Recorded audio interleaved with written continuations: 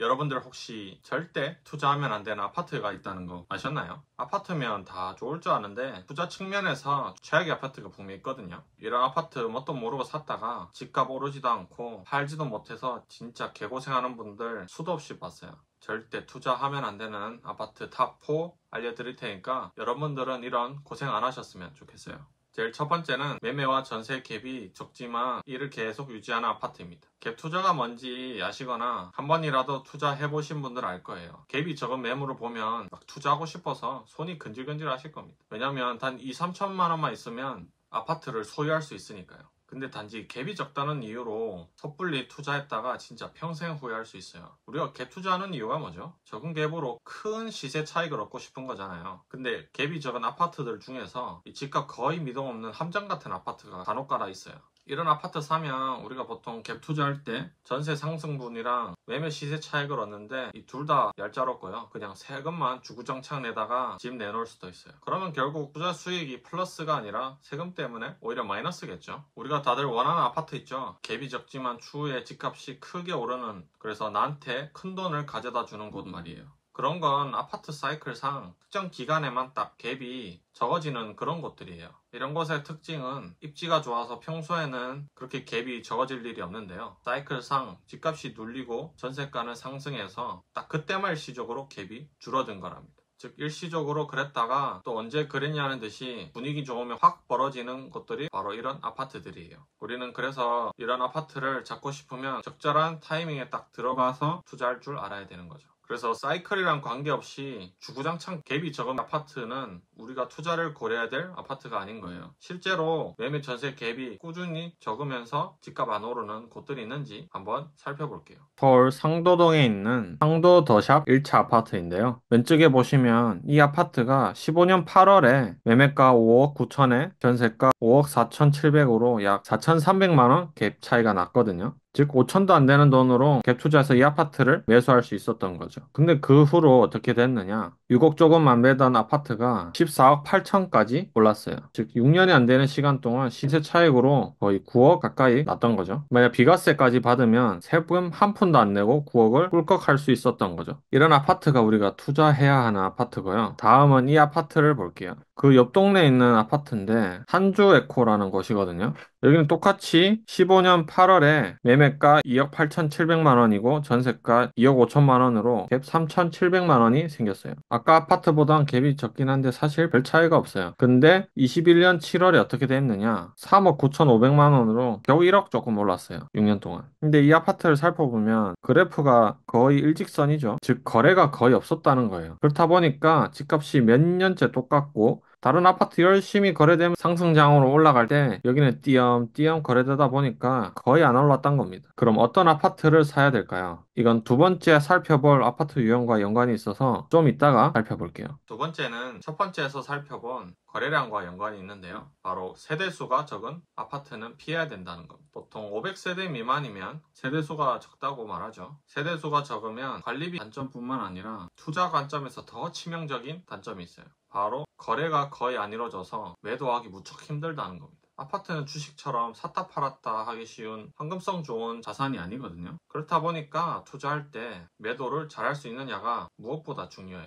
그걸 팔아야 단지 사이버머니에 머무는 게 아니라 실제 내 현금으로 들어오니까요. 그래서 아파트 단지가 한 달에 한 4, 5건 정도는 거래되어야 거래가 잘 되는 곳이라고 말할 수 있어요. 근데 세대수가 200세대 미만이다. 그래서 월에 한 건도 거래가 나올까 말까 하다, 이런 아파트들은 정말 팔기 힘듭니다. 아마 투자를 한 번이라도 해보신 분들은 다들 저 같은 말 하실 거예요. 처음엔 그분들도 나중에는 어떻게든 팔리겠지 하고 들어갔다가요, 생각보다 너무 안 팔려서 진짜 개고생 하신 분들이 많아요. 그래서 나중에 어떻게든 되겠지라는 이런 안일한 생각으로 절대 투자에 접근하시면 안 됩니다. 몇 년 동안 내 전 재산과 다름없는 투자금이 그 아파트에 묶여서 이러지도 저러지도 못하는 아주 난처한 상황에 걸리니까요. 첫 번째 유형과 두 번째 유형을 고려했을 때 갭이 적어 월에 4-5건 정도 거래가 되면서 최소 세대수는 500세대 이상인 아파트 단지를 고르셔야 합니다. 세 번째는 신도시에 첫 입주하는 아파트인데요. 여러분들은 신도시 하면 어떤 게 떠오르시나요? 빈 땅에서부터 시작해서 하나하나 쌓아 올려 나중에 새고로 가득 찬 아주 빛나는 성공적인 그런 도시를 떠올리실 텐데요. 물론 그런 것도 있죠. 분당, 판교, 동탄 같은 곳들이 여러분들이 생각하시는 곳들이에요. 근데 성공하지 못하고 애매하게 남아있는 그런 신도시들도 전국에 상당히 많거든요. 근데 이런 걸 모르고 마냥 신도시는 좋은 줄 알고 제일 먼저 투자에 선진입해서 시세 차익을 크게 얻을 생각으로 너무 빨리 투자를 한다? 이건 리스크가 너무 큽니다. 물론 이렇게 투자해서 신도시가 성공적으로 마무리되면 뒤늦게 들어온 사람보다는 시세 차익이 훨씬 클 겁니다.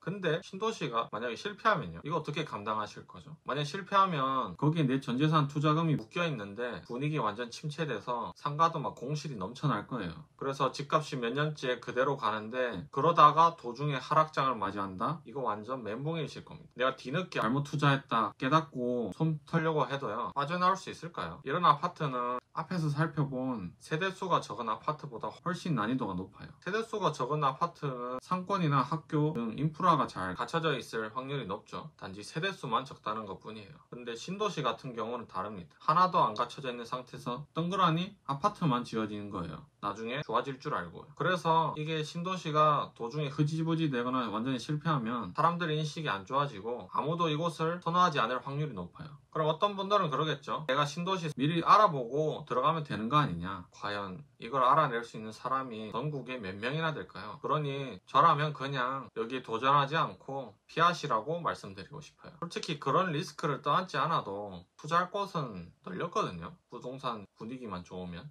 근데 내가 정말 이 신도시가 마음에 들거나 어떤 특별한 이유로 매수해야 되는 경우도 있겠죠, 분명. 그러면은 전세 살다가 어느 정도 갖춰진 상태에서 매수를 하시거나 아니면 그 근처에 있는 구도심에 거주하시다가 어느 정도 갖춰진 상태에서 진입하시는 걸 추천드립니다. 신도시는 리스크가 너무 크기 때문에 선진입해서 투자하시는 거 금물입니다. 네 번째는 지어진 지 20년 이상 된 구축 아파트입니다. 이런 아파트는 절대 사면 안 되는 건 아니거든요, 사실. 근데 이왕이면 여러분들의 투자 수익률을 극대화했으면 하는 마음에 알려드리는 거예요. 20년 정도 되면은 신축도 아니지만 이게 또 막상 재건축할 만큼 오래된 것도 아니거든요. 재건축 되느냐 마느냐 말이 나오려면 최소 30년 이상은 돼야 돼요. 그래서 구축이란 어떤 장점을 발휘하기가 참 애매하단 말이죠. 설령 내가 재건축을 노리고 10년 이상 보유할 마음으로 투자하시는 분도 계시겠죠. 근데 단지 오래됐다고 해서 또 재건축이 무조건 되는 것도 아니고요. 그리고 10년 이상 그 아파트를 보유하는 것도 쉽지가 않아요. 우리나라는 주택 보유 기간이 평균적으로 7.5년 정도 되거든요. 근데 이것도 내가 거주하는 아파트 개념이 다수라서 투자한 아파트는 더 짧을 겁니다. 그래서 내가 10년 이상 재건축을 목적으로 투자를 한다? 그 과정 속에서 상당히 많은 유혹이 발생할 거고 결국 도중에 매도할 확률이 높아요.